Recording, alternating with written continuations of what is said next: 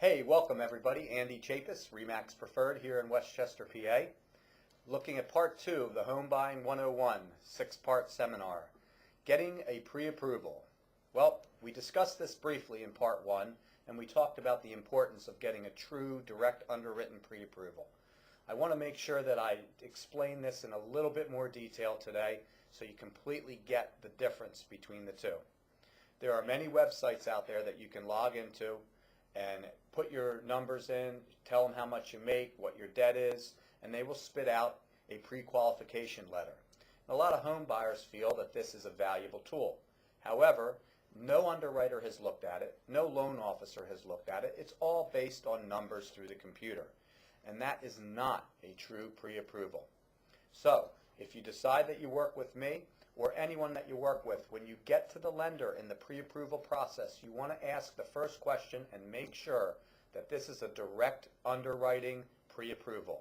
And what that means is you're actually going to provide your bank statements, your income statements, your debt statements, your credit card statements, your car loan statements, and they're going to look at all that and they're going to put all of that information into the computer, as well as ask you some other qualifying questions before they submit this to underwriting.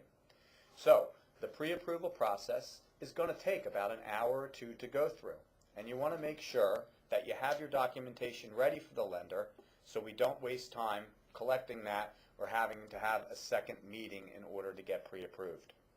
Most lenders, and the lenders that I work with, will give you a punch list ahead of time so you know exactly what you need to bring to that meeting. Very important to be prepared. Have your paperwork up front, so by the time you leave the pre-approval meeting, you can actually have something in writing that tells you it's been to the underwriter and that you've been approved for a certain amount of mortgage. Now, obviously, these are all conditioned on the appraisal for the property that we haven't found yet, and you're probably going to have a punch list of a few items that you need to provide for the lender sooner than later so they can get a clean approval for you when the time comes. So, be prepared with your documentation. Do not do a telephone pre-approval or an internet pre-approval. You want to sit down in front of the lender. This is a two-part process. Not only are you going to provide the paperwork that you need for the lender, but there are also going to be a lot of questions that you're going to have regarding this documentation, as well as the mortgage process. This is a time to get to know your loan officer, ask them the questions, and make sure that they're equipped with the answers that you need. So it's kind of an interview process, and it's a qualifying process. Very important.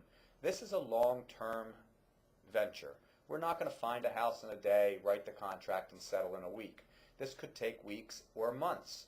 You want to make sure that you're working with people that you feel comfortable with, you have good communication with, and that you trust what they're telling you is accurate. So, wrap it up. Pre-approval. Bring your documentation. Make sure it's a face-to-face pre-approval. Your realtor should be present at this meeting to ask questions that you may not think about, and make sure that you take your time and discuss everything that you need so when you walk out of that pre-approval, you are ready to get out on the street and you know what you can afford.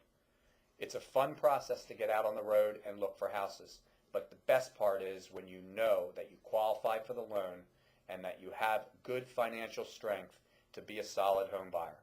So until next time when we talk about home shopping, get your documentation together. If you have any questions at all regarding the pre-approval process or any step along the way, always feel free to reach out. AndyChapis.com is my website. achapis@remax.net is my email, and my direct line at my office, 610-431-6690.